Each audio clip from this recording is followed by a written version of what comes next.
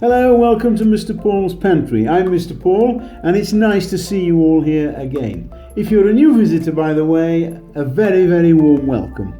Now, as you probably know, this little video I do weekly, it's not my normal videos, it's got no recipes, it's just showing you what I had for my meals during the week last week. And so let's kick off with Monday. So it was a cannelloni I had. Monday was quite a busy day, so I didn't have a lot of time.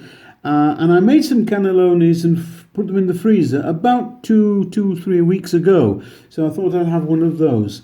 And I just had it with a nice little simple salad. I made it with rocket leaves only. I didn't put any other lettuce.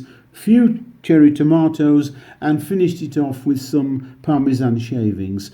And on the side I had some roasted asparagus wrapped in serrano ham on serrano, which is it's the Spanish version of Parma ham, okay?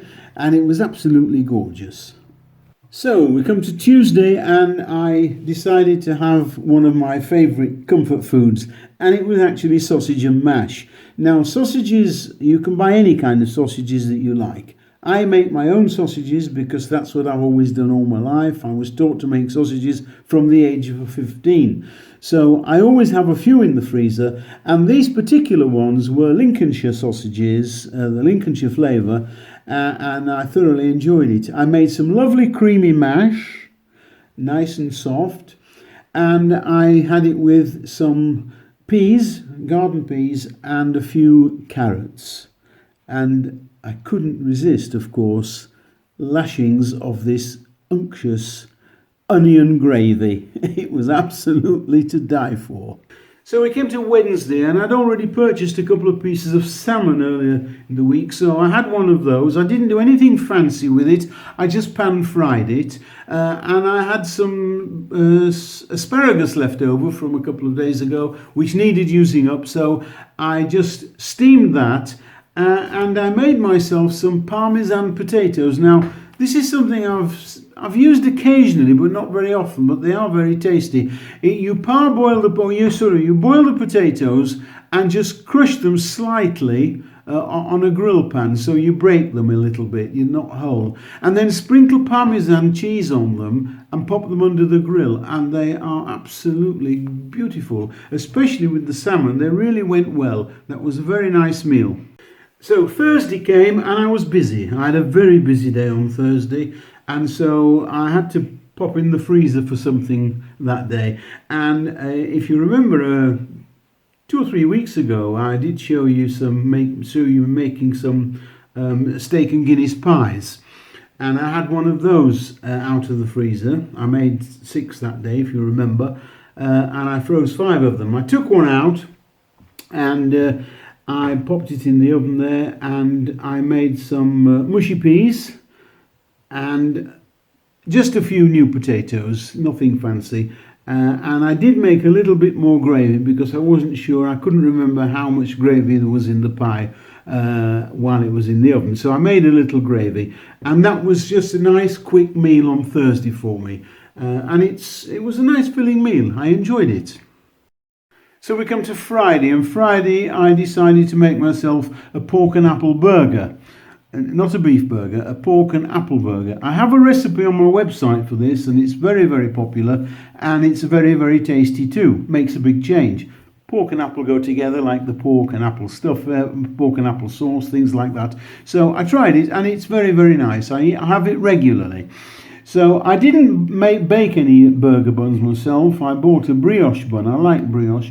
I toasted one, put on the base a little English mustard, and then I placed the burger on top. On top of that, I put some onion chutney, which had been purchased for me as a Christmas present, along with a selection of cheeses. That was very, very nice.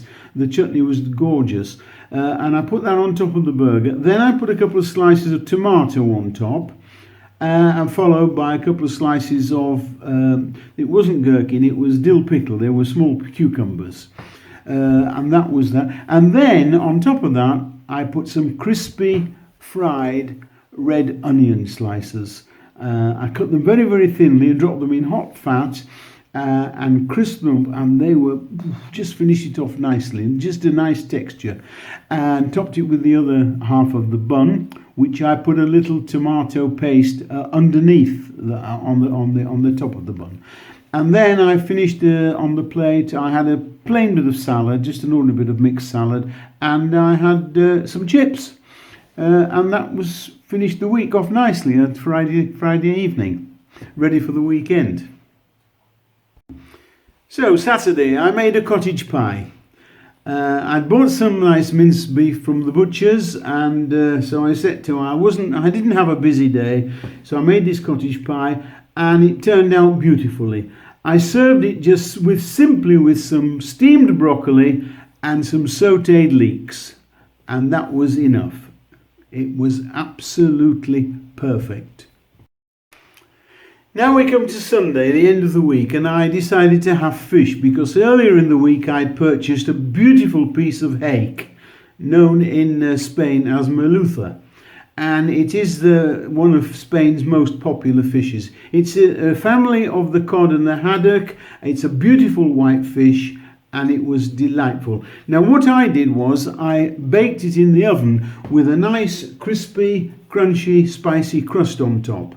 And that really made it very, very tasty. I served it on the plate with some roast cherry tomatoes and something called patatas bravas, which is a Spanish dish. Sometimes it's served as a tapas, sometimes it's served as a side dish with the main meal. What it is, it's a very simple thing, but very, very tasty. It's small pieces of pan-fried potato, and then a special brava sauce made with tomatoes, etc., sprinkled over the top of it. It really was gorgeous.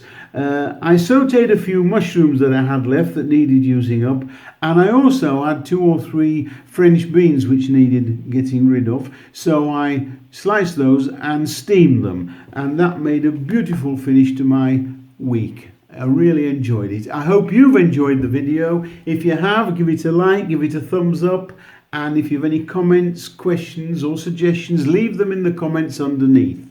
Okay, this is Mr. Paul saying bye for now, and I'll see you next time. Bye!